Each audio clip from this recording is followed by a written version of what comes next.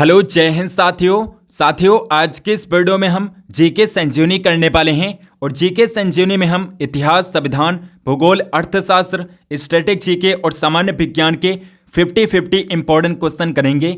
यानी कि 300 महत्वपूर्ण प्रश्न आज के इस वीडियो में हम करेंगे जो आपके सभी गवर्नमेंट एग्जाम के लिए इंपॉर्टेंट हैं। चाहे आप SSC, CGL, MTS, CPU, GD, BPSC, railway, NTPC, group D, police, किसी भी एग्जाम की अगर आप तैयारी कर रहे हैं तो ये क्वेश्चन आपके लिए वेरी इंपॉर्टेंट हैं। और ये सारे क्वेश्चन पीवाईक्यू क्वेश्चन हैं, तो आप इस वीडियो को अंत तक जरूर देखिएगा। चलिए फिर आज के इस वीडियो को शुरू करते हैं। और दोस्तों, अगर आपने जीके संजीवनी प्राचीन भारत का इतिहास और कंप्लीट स्टैटिक जीके ई बुक को बाय नहीं किया है तो आप इन तीनों ई बुक को जरूर बाय करिएगा। डिस्क्रिप्शन बॉक्स में लिंक दिया गया है जहां से आप विद इन 1 क्लिक में इन तीनों ई बुक को बाय कर सकते हैं, या फिर आप हमारे व्हाट्सएप नंबर पर मैसेज कर सकते हैं। तो दोस्तों, सबसे पहले हम इतिहास के 50 इंपॉर्टेंट क्वेश्चन करेंगे एंड उसके बाद में जियोग्राफी, पॉलिटी के क्वेश्चन करेंगे। तो हमारा पहला क्वेश्चन है, कलिंग युद्ध के बाद अशोक ने कौन सा धर्म अपनाया था? बौद्ध धर्म अपनाया था। और कलिंग युद्ध 261 ईसा पूर्व में हुआ था, जिसके बाद सम्राट अशोक ने बौद्ध धर्म को अपनाया था। ब्रिटिश भारत में पहले आईसीएस अधिकारी कौन थे? आईसीएस यानी कि आईएएस अधिकारी कौन थे? तो सत्येंद्रनाथ टैगोर थे। स्वामी दयानंद सरस्वती ने कौन सा संगठन स्थापित किया था? आर्य समाज की स्थापना की थी। स्वामी दयानंद सरस्वती ने आर्य समाज की स्थापना की थी। भारत में रेडियो प्रसारण कब शुरू हुआ था? 1923 में, 1923 में रेडियो प्रसारण की शुरुआत हुई थी भारत में। समुद्रगुप्त को भारत का नेपोलियन क्यों कहा गया है? सैन्य उपलब्धियों के कारण भारत का नेपोलियन कहा गया है समुद्रगुप्त को। गांधी इरविन समझौते पर हस्ताक्षर कब हुए थे? 1931 में हुए थे। 1931 में महात्मा गांधी और इरविन के बीच में समझौते हुए थे। हमारा अगला क्वेश्चन है दोस्तों, मेगस्थनीज को चंद्रगुप्त मौर्य के दरबार में किसने भेजा था? सेल्यूकस निकेटर ने भेजा था। और सेल्यूकस निकेटर का ही राजदूत था मेगस्थनीज। झांसी का विलय अंग्रेजों ने कब किया था? 1854 में किया था। फैहान किसके दरबार में बहुत समय तक रहे? चंद्रगुप्त द्वितीय के दरबार में रहे। शुंग वंश की स्थापना किसने की थी? पुष्यमित्र शुंग ने शुंग वंश की स्थापना की थी। पुष्यमित्र शुंग ने। खिलाफत आंदोलन का गठन कब और कहां पर हुआ था? तो मार्च 1919 में बंबई में खिलाफत आंदोलन का गठन किया गया था। पाटलिपुत्र मौर्य साम्राज्य का मुख्यालय क्यों था? साम्राज्य का सीधा नियंत्रण था पाटलिपुत्र से, और इसलिए पाटलिपुत्र मौर्य साम्राज्य का हेडक्वार्टर था, मुख्यालय था। हर्षेड ने किस गुप्त शासक की प्रशंसा की थी? समुद्रगुप्त की प्रशंसा की थी। स्वदेशी आंदोलन का सबसे अधिक प्रभाव कहां पर हुआ? बंगाल में हुआ था दोस्तों, बंगाल में। अंग्रेजों द्वारा अवध का विलय कब किया गया था? 1856 में किया गया था। ऋग्वेद में कुल कितने सूक्त हैं? 1028 है दोस्तों, 1028 है ऋग्वेद में कुल सूक्त। और ऋग्वेद दोस्तों सबसे पुराना वेद अगर पूछा जाए कौन सा है तो सबसे पुराना वेद है ऋग्वेद। और कितने वेद हैं? तो 4 वेद हैं। मेगस्थनीज के अनुसार चंद्रगुप्त किस पर सवारी करते थे? हाथी पर सवारी करते थे। कांग्रेस और मुस्लिम लीग का लखनऊ समझौता कब हुआ था? 1916 ईस्वी में हुआ था। चोल काल में भूस्वामी किसे कहा जाता था? बेत्यार को कहते थे दोस्तों, बेत्यार को भूस्वामी कहा जाता था चोल काल में।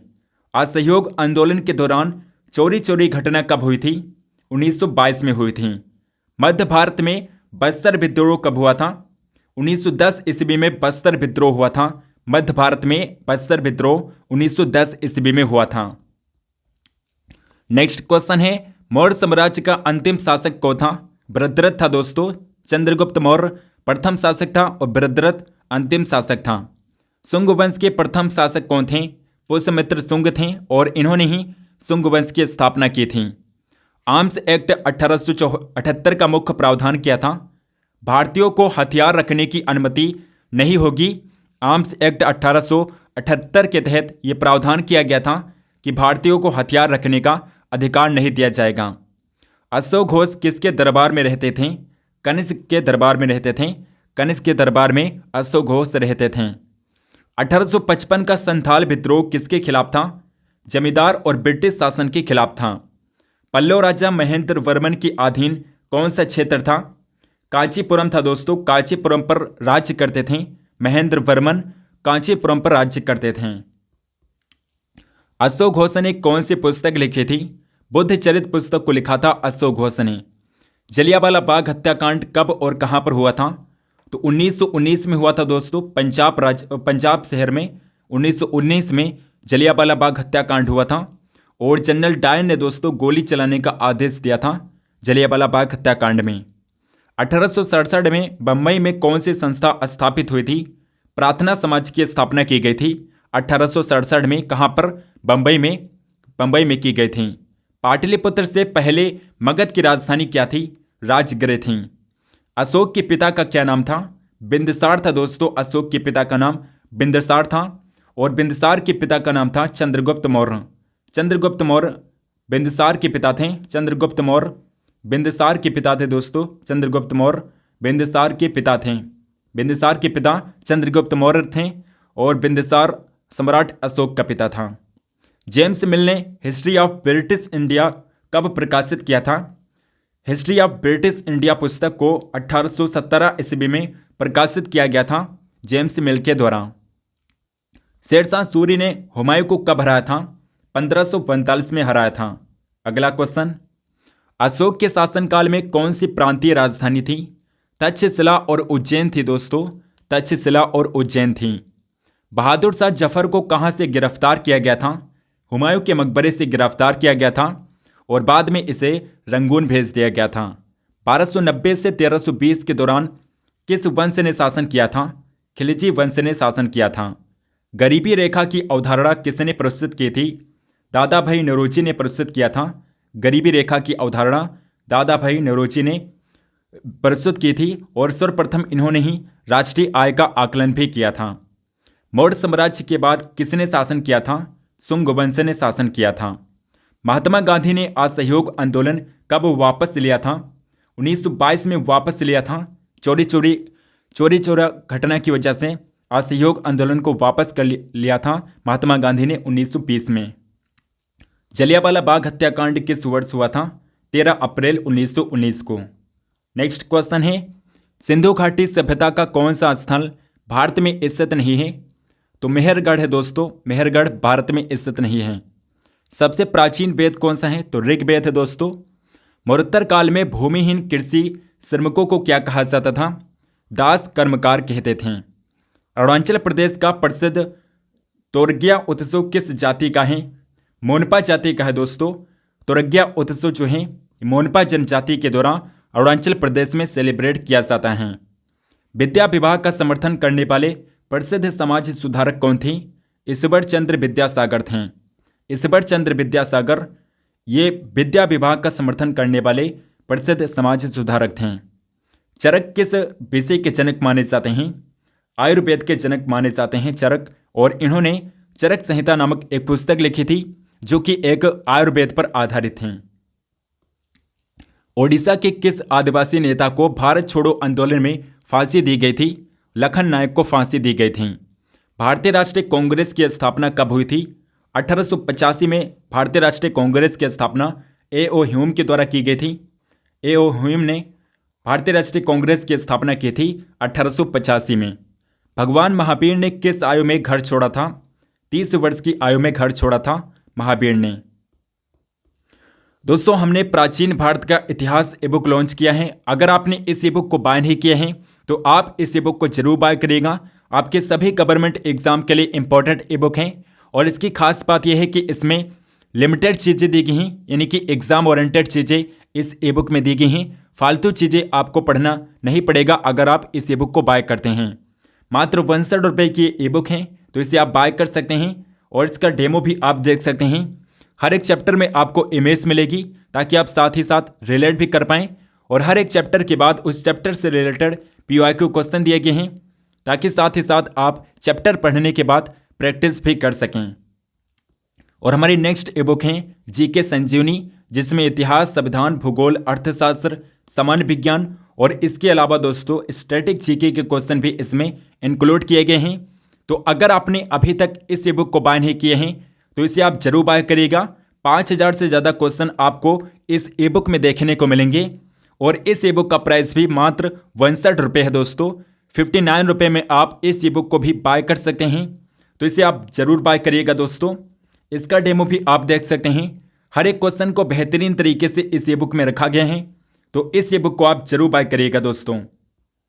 और हमारी न्यू ई बुक है दोस्तों कंप्लीट स्टैटिक जीके की। इसे अब अगर आपने अभी तक नहीं बाय किया है तो इसे आप जरूर बाय करिएगा। ये आपके सभी परीक्षाओं को देखते हुए बनाई गई हैं, तो इसे आप जरूर बाय करिएगा दोस्तों। काफ़ी मेहनत से इस ई बुक को बनाया गया है। 69 रुपये में आप 69 रुपये में आप इस ई बुक को बाय कर सकते हैं। सभी एग्जाम के लिए इंपॉर्टेंट ई बुक है ये। इसका डेमो भी आप देख सकते हैं। हर एक चैप्टर में आप उस चैप्टर से रिलेटेड फोटो भी देखने को पाएंगे, ताकि साथ ही साथ आप उससे रिलेट भी कर पाएँ। और दोस्तों इस ई बुक की खास बात यह है कि 2024 में और 2023 में आपके जितने भी एग्ज़ाम हुए हैं, उन एग्ज़ाम में स्टैटिक जीके के जितने भी क्वेश्चन पूछे गए हैं, उन सभी क्वेश्चन को इस ई बुक में रखा गया है, ताकि आपको एक आइडिया लग सके कि एग्ज़ाम में किस तरह के क्वेश्चन पूछे जाते हैं। तो इन तीनों ई बुक को आप जरूर बाय करिएगा दोस्तों। लिंक आपको डिस्क्रिप्शन बॉक्स में मिल जाएगा, जहां से आप इन तीनों ई बुक को बाय कर सकते हैं, या फिर आप हमारे व्हाट्सएप नंबर 6306548566 पर आप मैसेज करके इन तीनों ई बुक की PDF बाय कर सकते हैं, इस व्हाट्सएप नंबर पर मैसेज करके भी। अब चलिए दोस्तों हम संविधान से रिलेटेड 50 क्वेश्चन कर लेते हैं।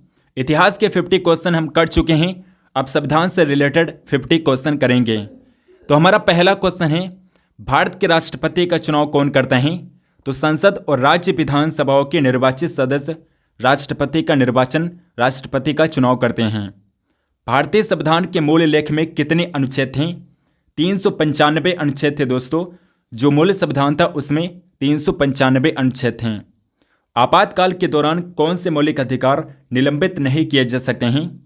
तो अनुच्छेद 20 और 21 है दोस्तों। आर्टिकल 20 और 21 हैं जो आपातकाल में भी निलंबित नहीं किए जा सकते हैं।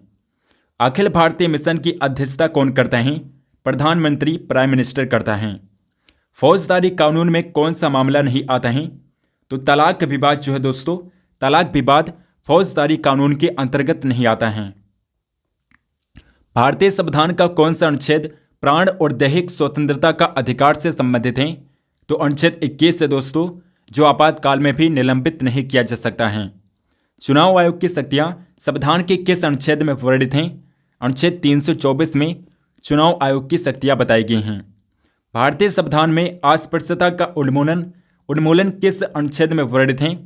अनुच्छेद 17 में दोस्तों अस्पृश्यता उन्मूलन बताए गए हैं। आर्टिकल 17 में अस्पृश्यता यानी कि छुआछूत को समाप्त किया गया है आर्टिकल 17 के तहत।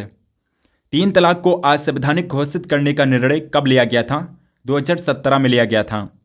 राष्ट्रपति के चुनाव की विधि किस संविधान से ली गई है? आयरलैंड के संविधान से ली गई है दोस्तों। और आयरलैंड के संविधान से ही DPSP को लिया गया है। DPSP यानी कि राज्य के नीति निर्देशक तत्वों को भी आयरलैंड के संविधान से लिया गया है।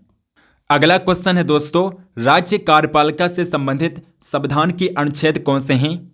अनुच्छेद 153 से 167 हैं। आर्टिकल 153 से 167 हैं। भारतीय संविधान में अंतिम अनुच्छेद को कौन सा नंबर दिया गया था? 395 दिया गया था। राष्ट्रपति को उनके पद से हटाने को क्या कहा जाता है? महाभियोग कहते हैं दोस्तों। इम्पीचमेंट कहा जाता है। और महाभियोग की प्रक्रिया अमेरिका के संविधान से ली गई है। अमेरिका के संविधान से महाभियोग की प्रक्रिया ली गई है, जो बताई गई दोस्तों अनुच्छेद 61 में, आर्टिकल 61 में बताई गई हैं। मूल अधिकार संविधान के किस भाग में वर्णित हैं? भाग 3 में अनुच्छेद 12 से 35 में मूल अधिकार बताए गए हैं। भाग 3 के अनुच्छेद 12 से 35 में। ग्राम पंचायत का उल्लेख भारतीय संविधान के किस अनुच्छेद में है? अनुच्छेद 243 में है। अगला क्वेश्चन, राज्यसभा को और क्या कहा जाता है? राज्यसभा को दोस्तों राज्यों का परिषद कहते हैं। राज्यसभा को राज्यों का परिषद कहा जाता है। और राज्यसभा को दोस्तों उच्च सदन भी कहते हैं। राज्यसभा को उच्च सदन भी कहा जाता है। भारतीय संविधान में कितने मौलिक कर्तव्य हैं? 11 मौलिक कर्तव्य हैं। 6 से 14 वर्ष के बच्चों को शिक्षा का अवसर देना किस संशोधन के द्वारा जोड़ा गया? 42वें संविधान संशोधन के द्वारा जोड़ा गया। 42वें संविधान संशोधन के द्वारा। राष्ट्रपति पद के लिए उच्च शिक्षा आवश्यक है या फिर नहीं? तो राष्ट्रपति पद के लिए शिक्षा की यानी कि क्वालिफिकेशन की कोई भी प्रक्रिया, कोई भी प्रावधान नहीं बताए गए हैं भारतीय संविधान में। राष्ट्रपति पद के लिए शिक्षा क्वालिफिकेशन की किसी भी तरह के प्रावधान नहीं बताए गए हैं भारतीय संविधान में। तो यहाँ पर राइट आंसर क्या हो जाएगा, क्वालिफिकेशन की कोई भी ज़रूरत नहीं है। लोकसभा का कार्यकाल कितने वर्षों का होता है? 5 वर्ष होता है। दुनिया का सबसे लंबा लिखित संविधान किस देश का है? तो अपने भारत देश का है। अगला क्वेश्चन है, जीएसटी यानी कि माल और सेवा कर, गुड्स एंड सर्विसेज टैक्स कानून किस उद्देश्य से बनाया गया था? तो अंतर्राज्य आपूर्ति पर कर लगाने के लिए जीएसटी को लागू किया गया। इस कानून को बनाया गया अंतर्राज्य आपूर्ति पर कर लगाने के लिए। लोकसभा और राज्यसभा के बीच किस मामले में समान शक्तियां नहीं हैं? धन विधेयक के मामले में नहीं है। धन विधेयक को सिर्फ लोकसभा डिसाइड कर सकती हैं, राज्यसभा के पास कोई भी अधिकार नहीं होता है। अस्पृश्यता का अंत किस अनुच्छेद में है? आर्टिकल 17 में है।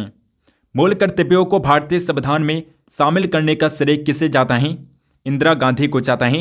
इंदिरा गांधी के शासनकाल में ही मूल कर्तव्यों को 1976 में 42nd अमेंडमेंट के द्वारा भारतीय संविधान में जोड़ा गया था। राज्यपाल को किसकी सजा को क्षमा करने का अधिकार नहीं है? तो मृत्युदंड को राज्यपाल क्षमा नहीं कर सकते हैं। मृत्युदंड को केवल भारत का राष्ट्रपति क्षमा कर सकते हैं। केवल भारत का राष्ट्रपति मृत्युदंड को क्षमा कर सकते हैं, राज्यपाल नहीं कर सकता है।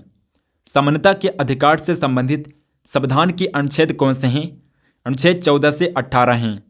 संघ लोक सेवा आयोग की शक्तियों का वर्णन संविधान के किस भाग में है? संविधान के भाग 14 में है दोस्तों। संविधान के भाग 14 में है। भारत के सर्वोच्च न्यायालय का उद्घाटन कब हुआ था? 28 जनवरी 1950 को भारत के सर्वोच्च न्यायालय का उद्घाटन किया गया। 28 जनवरी 1950 को। 1950 में भारतीय संविधान का कौन सा हिस्सा मूल संविधान का हिस्सा नहीं था? मौलिक कर्तव्य नहीं था दोस्तों। मौलिक कर्तव्यों को 1976 में जोड़ा गया, तो ये मूल संविधान का हिस्सा नहीं थे, लेकिन मूल अधिकार भारतीय संविधान के मूल संविधान का हिस्सा थे। न्यायपालिका की स्वतंत्रता की अवधारणा भारतीय संविधान में किससे ली गई हैं? अमेरिका के संविधान से ली गई हैं। संघवाद का केंद्रीकृत स्वरूप किस मॉडल पर आधारित है? कनाडाई मॉडल पर आधारित हैं। संविधान की 7वीं अनुसूची किससे संबंधित है? संघ, राज्य और समवर्ती सूची से संबंधित है 7वीं अनुसूची। मूल कर्तव्यों को संविधान में कब जोड़ा गया था? 1976 में जोड़ा गया था। कार्यस्थलों पर महिलाओं के यौन उत्पीड़न को रोकने के लिए कौन सा अधिनियम है? तो पोस अधिनियम है दोस्तों। POSH अधिनियम है।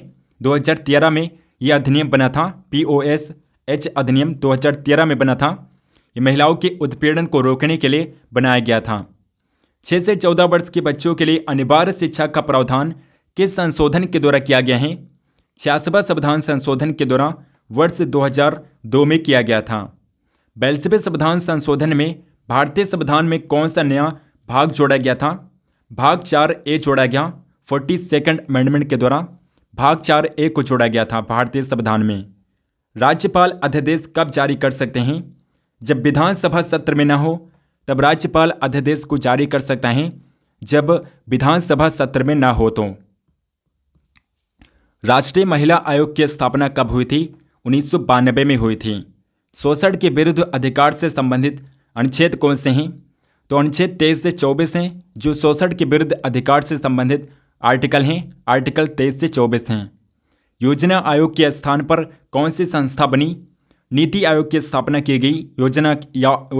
योजना आयोग के स्थान पर दोस्तों नीति आयोग की स्थापना 1 जनवरी 2015 को की गई। 1 जनवरी 2015 को नीति आयोग की स्थापना की गई योजना आयोग के स्थान पर 1 जनवरी 2015 को, और इसकी घोषणा की गई थी 15 अगस्त 2014 को, लेकिन 1 जनवरी 2015 को इसकी स्थापना की गई। इसको बनाया गया नीति आयोग को, और इसका जो अध्यक्ष होता है भारत का प्राइम मिनिस्टर होता है। राज्य विधानमंडल के उच्च सदन को क्या कहा जाता है? विधान परिषद कहते हैं। उपभोक्ता संरक्षण अधिनियम 2019 कब लागू हुआ? 2020 में लागू किया गया। कानून का शासन किसका आधार है? लोकतंत्र का आधार है दोस्तों। लोकतंत्र का आधार है। राज्य के मंत्रियों को विभागों का आवंटन कौन करता है? मुख्यमंत्री करता है। राज्य का मुख्यमंत्री यानी कि चीफ मिनिस्टर करता है। नेक्स्ट क्वेश्चन है दोस्तों, अंतर धार्मिक विवाह के लिए कौन सा अधिनियम लागू होता है? विशेष विवाह अधिनियम लागू होता है। भारतीय संविधान में मौलिक कर्तव्यों का उल्लेख किस अनुच्छेद में है? अनुच्छेद 51A में है। शिक्षा का अधिकार किस अनुच्छेद में है? अनुच्छेद 21A में है दोस्तों। आर्टिकल 21A में शिक्षा का अधिकार बताए गए हैं। राज्यपाल पद के लिए न्यूनतम आयु सीमा क्या है? 35 वर्ष है। राज्यपाल के लिए दोस्तों, राष्ट्रपति के लिए, उपराज्यपाल के लिए और उपराष्ट्रपति के लिए 35 वर्ष आयु सीमा होती है और प्रधानमंत्री के लिए 25 वर्ष होती है। धर्म की स्वतंत्रता से संबंधित संविधान के अनुच्छेद कौन से हैं? अनुच्छेद 25 से 28 हैं। आर्टिकल 25 से 28 हैं जो धर्म की स्वतंत्रता से संबंधित हैं। तो दोस्तों अब हम करेंगे सामान्य विज्ञान से संबंधित 50 इंपॉर्टेंट क्वेश्चन। तो हमारा पहला क्वेश्चन है, मास और मार्केंटेसिया किस श्रेणी में आते हैं? ब्रायोफाटा के अंतर्गत आते हैं। मानव शरीर में भोजन के पाचन की प्रक्रिया कहाँ से शुरू होती है? मुख गुहा से शुरू होती है। कौन सा तत्व स्टील को जंग से बचाता है? क्रोमियम तत्व है दोस्तों, क्रोमियम तत्व होता है। मृत और सड़े पदार्थों से पोषण ग्रहण करने की विधि को क्या कहते हैं? मृत जीवी पोषण कहा जाता है। बसीमिया को किससे संबंधित माना जाता है? दाने संबंधी विकार से संबंधित माना जाता है बसीमिया को। अगला क्वेश्चन, मांसपेशियों की कोशिकाओं का आकार कैसा होता है? धागे नुमा होता है। संतुलित आहार में प्रोटीन की औसत मात्रा क्या होनी चाहिए? 3% होनी चाहिए। क्लोरोप्लास्ट किस में पाया जाता है? हरे पादप कोशिकाओं में पाया जाता है। क्लोरोप्लास्ट हरे पादप कोशिकाओं में पाया जाता है। पारिस्थितिक तंत्र को किस रूप में परिभाषित किया जाता है? कार्यात्मक इकाई के रूप में परिभाषित किया जाता है। जबड़े वाले साइक्लोस्टोमेटा किसमें होते हैं? जबड़े वाले साइक्लोस्टोमेटा किसमें होते हैं? कशेरुकी में होते हैं। कोशिका के केंद्रक में क्या नहीं होता है? तो राइबोसोम नहीं पाया जाता है दोस्तों। कोशिका के केंद्रक में राइबोसोम नहीं पाया जाता है। नेक्स्ट क्वेश्चन है, फास्ट फूड किन चीज़ों से भरपूर होते हैं? तो वसा से भरपूर होते हैं दोस्तों। फास्ट फूड में वसा प्रचुर मात्रा में पाया जाता है और इसलिए आपने देखा होगा जो लोग फास्ट फूड ज़्यादा खाते हैं वो लोग मोटे हो जाते हैं, क्योंकि फास्ट फूड में वसा प्रचुर मात्रा में पाई जाती है। कोशिका की आत्मघात थैली को क्या कहते हैं? तो लाइसोसोम को कहते हैं दोस्तों। लाइसोसोम को कोशिका की आत्मघाती थैली कहा जाता है। ऑक्टोपस किस श्रेणी में आता है? मोलस्का श्रेणी के अंतर्गत आता है ऑक्टोपस। आयरन की कमी से क्या होता है? एनीमिया रोग होता है। पादप कोशिकाओं में कौन पोषक तत्व संग्रहित करते हैं? तो ल्यूपोप्लास्ट हैं दोस्तों। ल्यूपोप्लास्ट पाए जाते हैं पादप कोशिकाओं में, जो पोषक तत्वों को कलेक्ट करते हैं, संग्रहित करते हैं, ल्यूपोप्लास्ट होते हैं। कोशिका द्रव में क्या पाया जाता है? राइबोसोम और माइटोकॉन्ड्रिया पाया जाता है। कोशिका के अंदर ऊर्जा निर्माण किसके द्वारा होता है? माइटोकॉन्ड्रिया के द्वारा होता है। कोशिका का सबसे छोटा जीवित भाग कौन सा है? तो कोशिका होता है दोस्तों, कोशिका। अगला क्वेश्चन, कोशिका झिल्ली के अंदर क्या पाया जाता है? कोशिका द्रव पाया जाता है। बहुकोशिकीय जीवों को किस रूप में जाना जाता है? बहुकोशिकीय जीव के रूप में जाना जाता है। टांका प्रक्रिया में किसका उपयोग होता है? उत्तक सामग्री जोड़ने के लिए टांका प्रक्रिया का प्रयोग किया जाता है, उत्तक सामग्री को जोड़ने के लिए। प्लास्टिड्स किसमें नहीं पाए जाते हैं? पशु कोशिकाओं में नहीं पाए जाते हैं। रोग के कारण समय से पहले मृत्यु का अध्ययन क्या कहलाता है? रोग का वैश्विक बोझ कहलाता है दोस्तों। रोग का वैश्विक बोझ कहलाता है। भोजन की बर्बादी किन कारणों से जुड़ी होती है? गुणवत्ता में कमी और पोषण की हानि से जुड़ी होती हैं। अच्छी तरह से विभेदित शरीर के बिना पौधे किस समूह में आते हैं? थैलोफाइट्स के अंतर्गत आते हैं। कोशिका के अपशिष्ट पदार्थों को हटाने वाला तंत्र कौन सा है? लाइसोसोम होता है। किस श्रृंखला में प्राथमिक मांसाहारी कौन है? किस श्रृंखला में प्राथमिक मांसाहारी कौन है? तो मेढक है दोस्तों। घास, टिड्डा, मेढक, सांप, बाज होते हैं। तो घास दोस्तों टिड्डा खाता है और टिड्डा को मेढक खाता है और मेढक को सांप खाता है और सांप को कौन खाता है? बाज खाता है। और इसमें प्राथमिक कौन होता है? मेढक होता है दोस्तों प्राथमिक। प्राथमिक मांसाहारी कौन है? मेढक होता है। जिन खाद्य पदार्थों में स्टार्च होता है वह किसके संपर्क में आने पर रंग बदलते हैं? तो इस क्वेश्चन का राइट आंसर है आयोडीन। आयोडीन के संपर्क में आने पर रंग बदलते हैं। जिसमें खाद्य पदार्थ होता है वे आयोडीन के संपर्क में आने पर रंग बदलते हैं। प्रोटीन का स्रोत नहीं होने वाला विकल्प कौन सा है? तो जामुन दोस्तों प्रोटीन का, इसमें प्रोटीन नहीं पाया जाता है, जामुन में प्रोटीन नहीं पाया जाता है। माइटोकॉन्ड्रिया कितनी झिल्लियों से बना होता है? 2 झिल्लियों से बना होता है। शरीर के फिटनेस को किस रूप में परिभाषित किया जाता है? कार्यात्मक और आपातकालीन परिस्थितियों से निपटने की क्षमता से परिभाषित किया जाता है शरीर के फिटनेस को। कार्बोहाइड्रेट, प्रोटीन, वसा का पूर्ण पाचन कहाँ पर होता है? छोटी आंत में होता है। छोटी आंत में होता है। साइकस और पिनस किस प्रकार के पौधे हैं? जिम्नोस्पर्म पौधे होते हैं। कोशिका शब्द सबसे पहले उपयोग किसने किया था? तो रॉबर्ट हुक ने सर्वप्रथम कोशिका शब्द का प्रयोग किया था और इन्होंने ही कोशिका की खोज की थी सर्वप्रथम रॉबर्ट हुक ने। पौधे में स्टार्च, तेल और प्रोटीन किसके द्वारा संग्रहित होते हैं? ल्यूपोप्लास्ट के कारण संग्रहित होते हैं। जीवाणु संक्रमण का प्रमुख लक्षण क्या होता है? बुखार होता है दोस्तों, बुखार। कोशिका ऊर्जा हस्तांतरण प्रक्रिया में प्रमुख घटक कौन है? फास्फोरस होता है। शरीर की रक्षात्मक क्रियाएं किस तत्व पर निर्भर करती हैं? सफ़ेद रक्त कोशिकाओं यानी कि WBC वाइट ब्लड सेल पर निर्भर करती हैं। ये हमारे शरीर को प्रोटेक्ट करती हैं दोस्तों। ये WBC जो होती हैं ये हमारे शरीर की रक्षा करती हैं।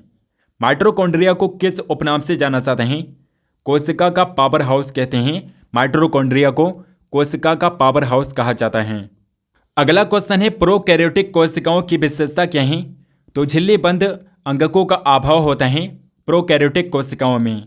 सूर्य पारिस्थितिक तंत्रों के लिए ऊर्जा का प्राथमिक स्रोत कैसे हैं?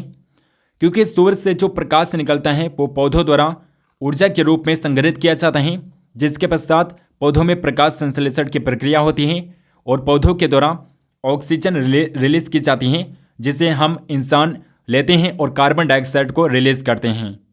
खाद्य श्रृंखला में ऊर्जा का कितने प्रतिशत उपभोक्ता तक पहुंचता है? 10% तक पहुंचता है। अपशिष्ट को छोटे कणों में विघटित करने वाला कौन है? तो डीकम्पोजर होता है दोस्तों। डीकम्पोजर यानी कि विघटक होता है जो अपशिष्ट को छोटे कणों में विघटित करता है, तोड़ता है। सूक्ष्म पोषक तत्वों का उदाहरण कौन सा है? आयरन होता है। कोशिका का सबसे छोटा जीवित भाग कौन सा है? तो यहाँ पर टाइपिंग मिस्टेक हुई है, ये गलत क्वेश्चन है। शरीर में आयोडीन की कमी से कौन सा रोग होता है? घेंगा रोग होता है दोस्तों, गोइटर रोग होता है। शरीर में रेड ब्लड सेल कहाँ पर बनती हैं? अस्थि मज्जा में, बोन मैरो में रेड ब्लड सेल बनता है, बोन मैरो में। रक्त का लाल रंग किसकी उपस्थिति के कारण होता है? हीमोग्लोबिन की उपस्थिति के कारण रक्त लाल रंग का होता है। प्रोटीन का पाचन कहाँ पर होता है? आमाशय और छोटी आंत में प्रोटीन का पाचन होता है, आमाशय और छोटी आंत में। दोस्तों अब हम करेंगे अर्थशास्त्र से संबंधित 50 इंपॉर्टेंट क्वेश्चन। तो हमारा पहला क्वेश्चन है, भारत में पहली जनगणना कब हुई थी? भारत में दोस्तों पहली जनगणना 1881 में हुई थी। किसके शासनकाल में? लॉर्ड रिपन के शासनकाल में। लॉर्ड रिपन के शासनकाल में भारत में पहली बार नियमित जनगणना होती है 1881 में। सरकार की ऐसी राजस्व प्राप्तियां जिन पर दावा नहीं होता है क्या कहलाती हैं? गैर प्रतिदेय कहलाती हैं। 7वीं पंचवर्षीय योजना का मुख्य उद्देश्य क्या था? खाद्यान्न उत्पादनों में वृद्धि करना 7वीं पंचवर्षीय योजना का उद्देश्य था, खाद्यान्न के उत्पादन में वृद्धि करना। समर्पण योजना किस मंत्रालय के अंतर्गत आती हैं? वस्त्र मंत्रालय के अंतर्गत आती हैं। 2000 के नोट के पिछले हिस्से पर कौन सा चित्र है? मंगलयान का चित्र बना है। अगला क्वेश्चन, 5वीं और 6ठी पंचवर्षीय योजनाओं के बीच के काल को क्या कहते हैं? रोलिंग योजना कहा जाता है। जीडीपी में प्रत्येक क्षेत्र का योगदान किससे निर्धारित होता है? अर्थव्यवस्था के ढांचा से निर्धारित किया जाता है। 2011 की जनगणना के अनुसार महिलाओं की सर्वाधिक साक्षरता वाला राज्य कौन सा है?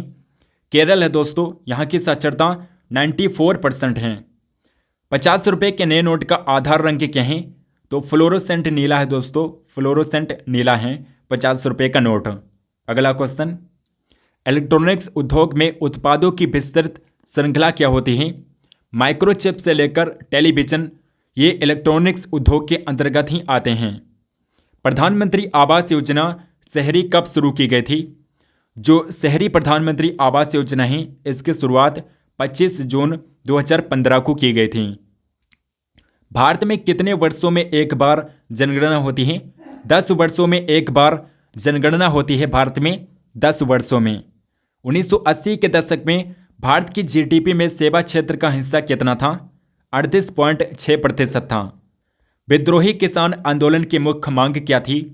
राजस्व संग्रह में ढील, ये विद्रोही किसान आंदोलन की मुख्य मांग थी, राजस्व संग्रह में ढील। अगला क्वेश्चन, बजट दस्तावेज कुल व्यय को किन श्रेणियों में विभाजित करते हैं? योजनागत और गैर योजनागत व्यय के अंतर्गत विभाजित करते हैं, डिवाइड करते हैं। स्वतंत्रता के समय भारत की लगभग कितनी जनसंख्या कृषि पर निर्भर थी? तो 75% जनसंख्या है। जब भारत आज़ाद हुआ उस समय लगभग 75% पॉपुलेशन इंडिया की कृषि पर डिपेंड थी। राजस्व बजट किससे संबंधित होता है? राजस्व प्राप्तियां और राजस्व व्यय से संबंधित होता है। 2011 की जनगणना के अनुसार सबसे अधिक लिंगानुपात वाला केंद्र शासित प्रदेश कौन सा है? तो पुडुचेरी है दोस्तों, पुडुचेरी। राष्ट्रीय मधुमक्खी पालन और शहद मिशन यानी कि NBHM किस क्रांति से संबंधित हैं? मीठी क्रांति से संबंधित हैं। भारत ने पहली पंचवर्षीय योजना कब शुरू की थी? 1951 में भारत में पहली पंचवर्षीय योजना की शुरुआत होती है और ये 1951 से 1956 तक चलती हैं और इसका उद्देश्य था कृषि का विकास। स्वतंत्रता से पहले भारत किस उद्योग के लिए प्रसिद्ध था?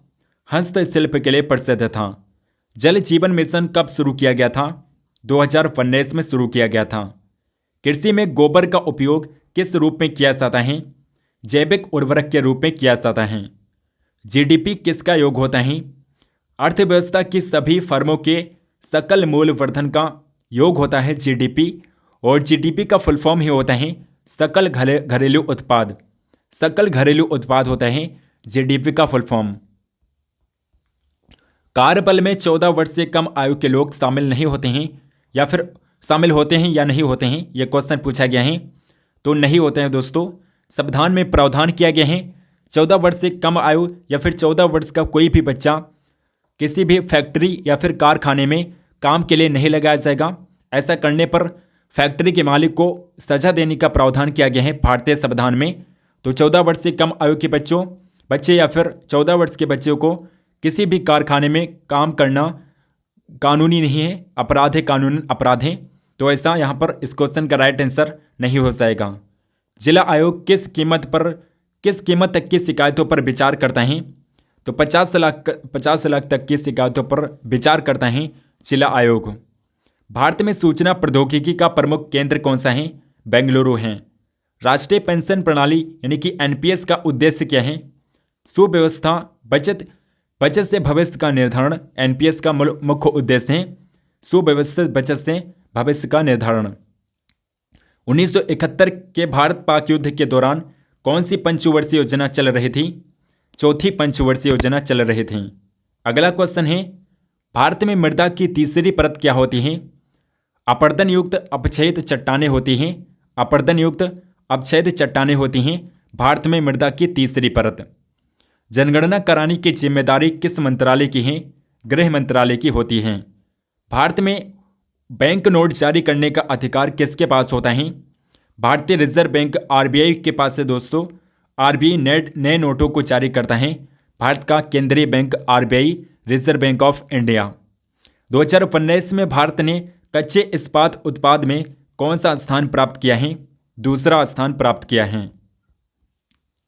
स्टार्टअप इंडिया अभियान किसके तहत लॉन्च किया गया? वाणिज्य और उद्योग मंत्रालय के अंतर्गत लॉन्च किया गया है। प्राथमिक क्षेत्र में कौन सी गतिविधि शामिल नहीं है?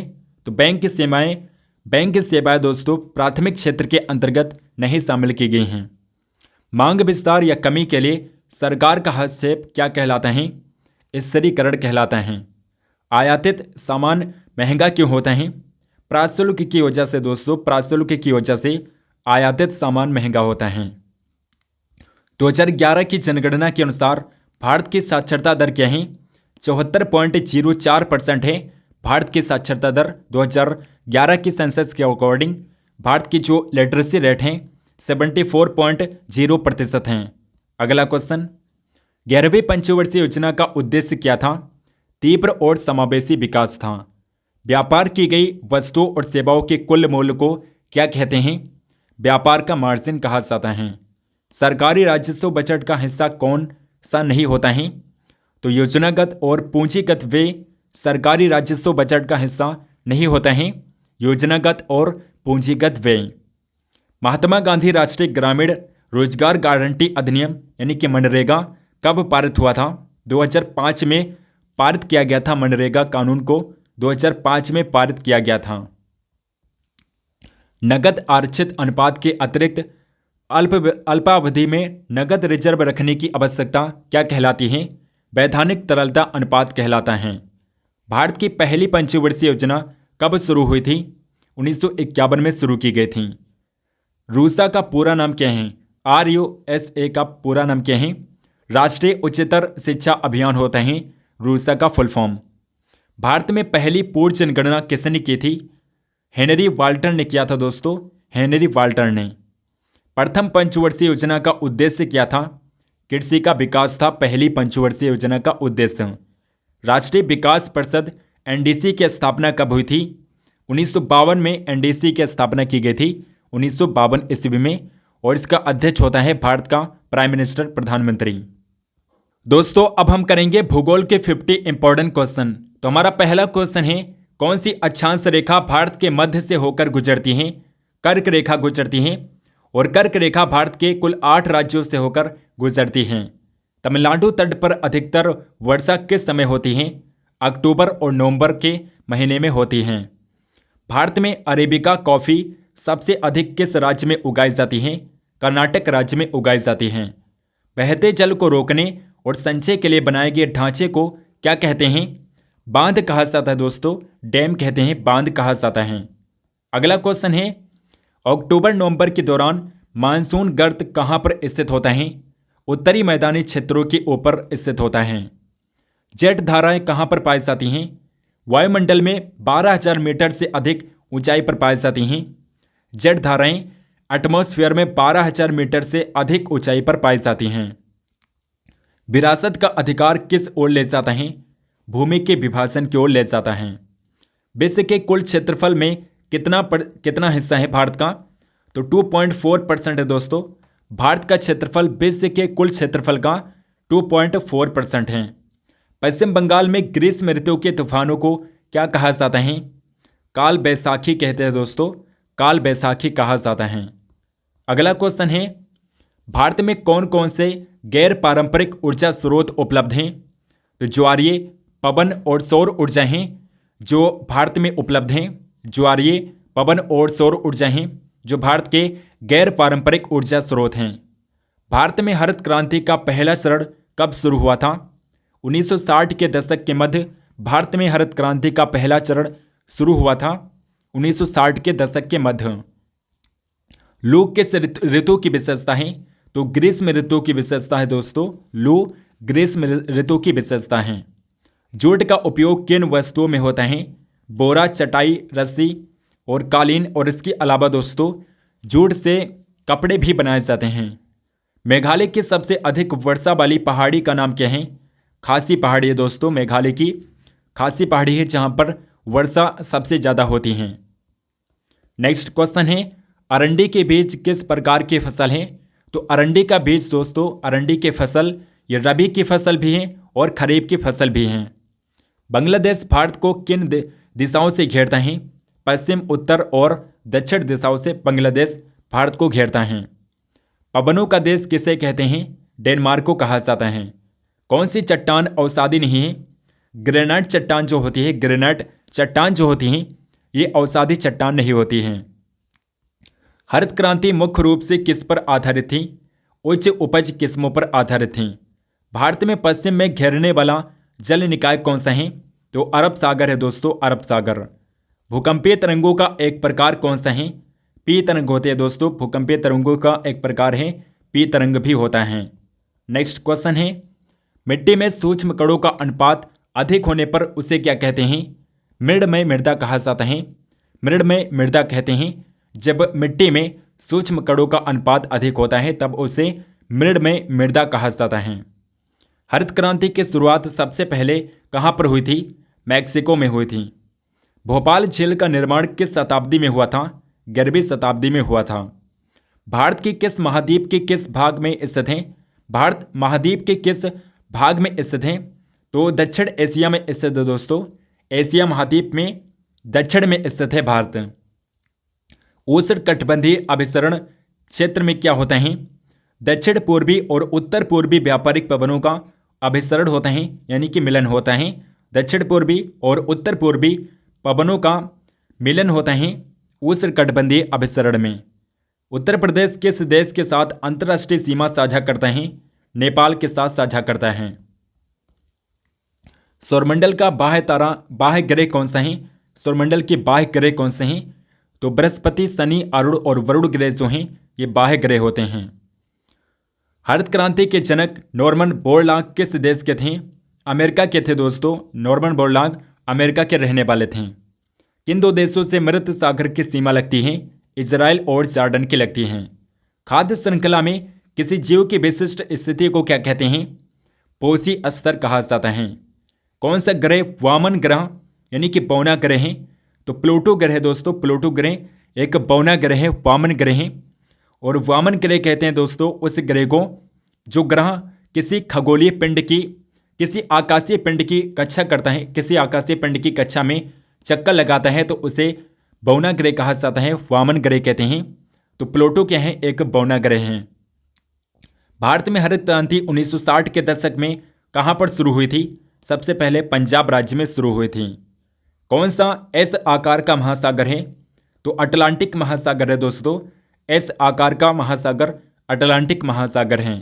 नेक्स्ट क्वेश्चन, हरित क्रांति के दौरान किन दो फसलों पर मुख्य जोर दिया गया था? गेहूं और चावल पर जोर दिया गया था। दुनिया में हरित क्रांति के जनक कौन है? नॉर्मन बोरलॉग हैं। दुनिया के जल संसाधनों में भारत का हिस्सा कितना है? 4% है। औपनिवेशिक शासन के दौरान कृषि में ठहराव किससे टूटा है? हरित क्रांति से टूटा है।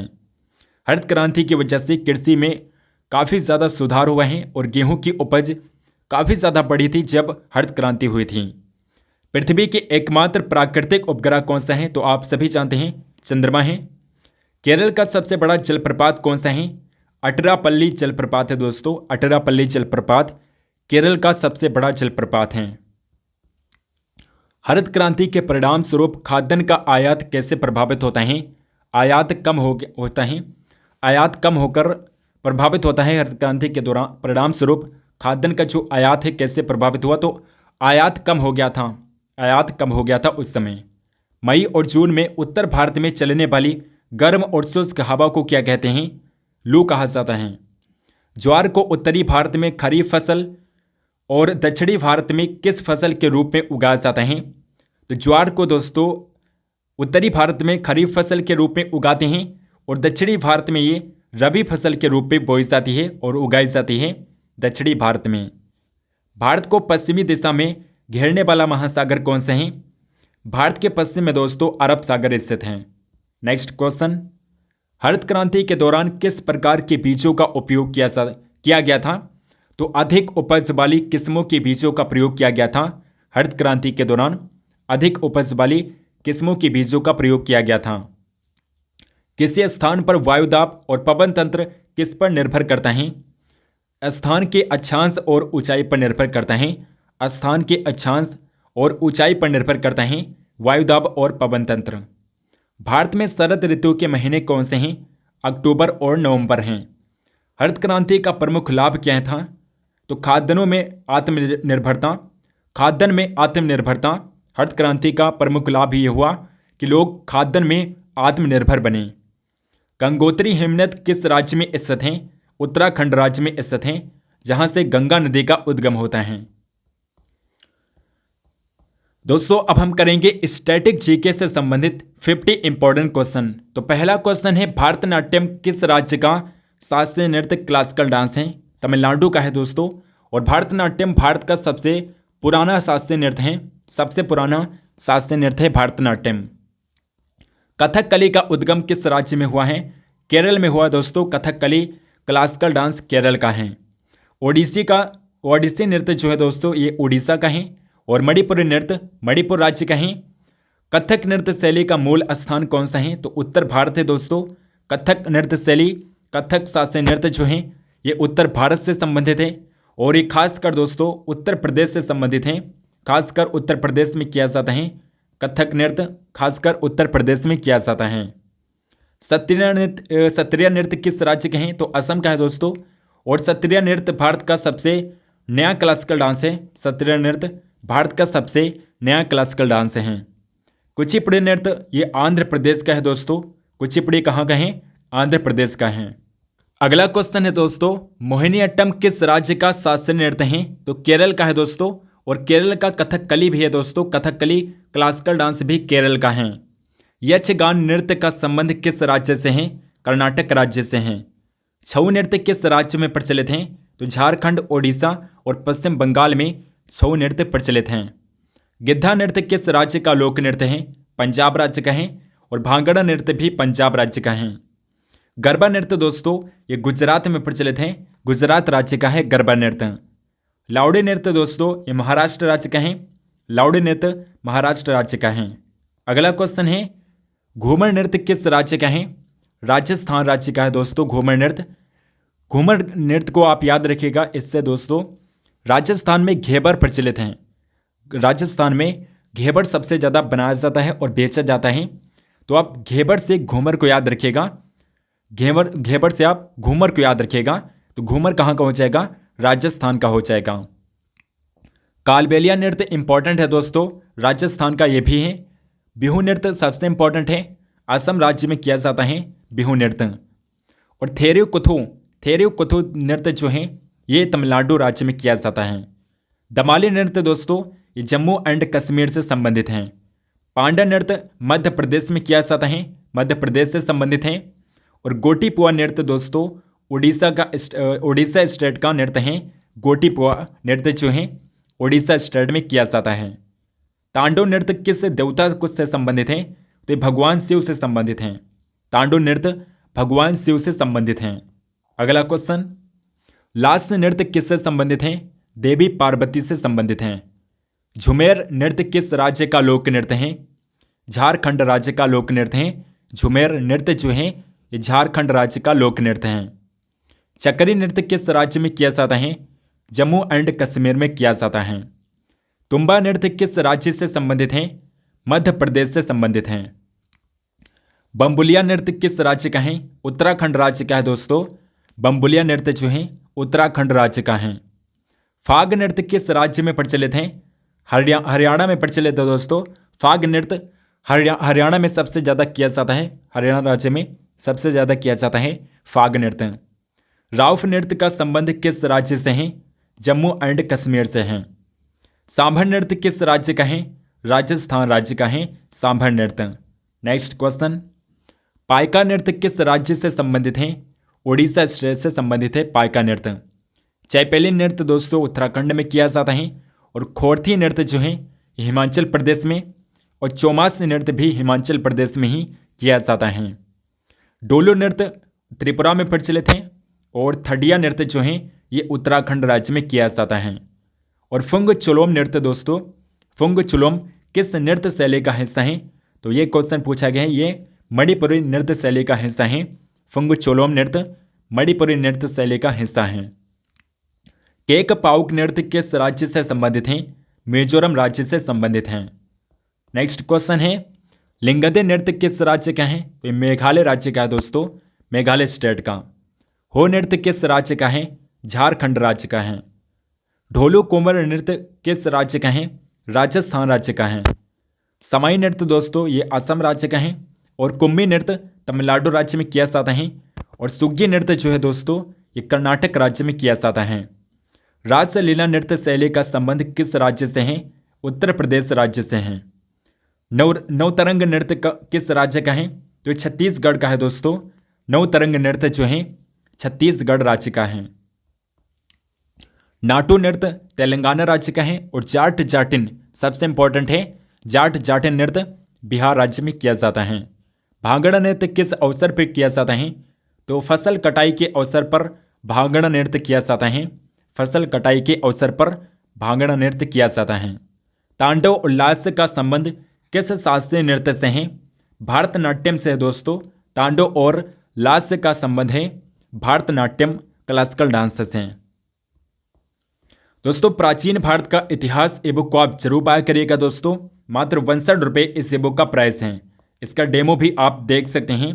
बेहतरीन तरीके से इस क्वेश्चन को डिज़ाइन किया गया है, बनाए गए हैं, तो इसे आप जरूर बाय करिएगा। और इसके अलावा जीके संजीवनी को तो आप जरूर बाय करिएगा दोस्तों। 5000 से ज़्यादा क्वेश्चन आपको इस ई बुक में देखने को मिलेंगे। इसका डेमो भी आप देख सकते हैं, तो इस ई बुक को आप जरूर बाय करिएगा। और हमारी न्यू ई बुक कंप्लीट स्टैटिक जीके को आप भी बाय करिएगा। ये 69 रुपये दोस्तों, 72 रुपये में आप इस ई बुक को बाय कर सकते हैं। सभी गवर्नमेंट एग्जाम के लिए इंपॉर्टेंट ई बुक हैं, तो इस ई बुक को भी आप जरूर बाय करिएगा। इसका डेमो भी आप देख सकते हैं। बेहतरीन तरीके से इस ई बुक को डिज़ाइन किया गया है, तो इसे आप जरूर बाय करिएगा। दोस्तों आई होप कि आपको ये वीडियो पसंद आई होगी। अगर आपको पसंद आई है तो आप इस वीडियो को लाइक करिएगा और इस वीडियो को शेयर भी करिएगा। चैनल को सब्सक्राइब नहीं किया तो सब्सक्राइब करके बेल आइकन को ऑल पर क्लिक कर लीजिए, ताकि हम जो भी वीडियो डालें उसके नोटिफिकेशन आप तक जरूर पहुंचें। कमेंट करके बताइए कि आपको वीडियो कैसे लगी, एंड कमेंट बॉक्स में बताइए कि आपको ऐसी और भी वीडियो चाहिए, तो हम ऐसी और भी वीडियो जरूर बनाएंगे। टेलीग्राम चैनल को ज्वाइन कर लीजिए, डिस्क्रिप्शन बॉक्स में आपको लिंक मिल जाएगा। सो मिलते हैं नेक्स्ट वीडियो में, तब तक के लिए जय हिंद, वंदे मातरम।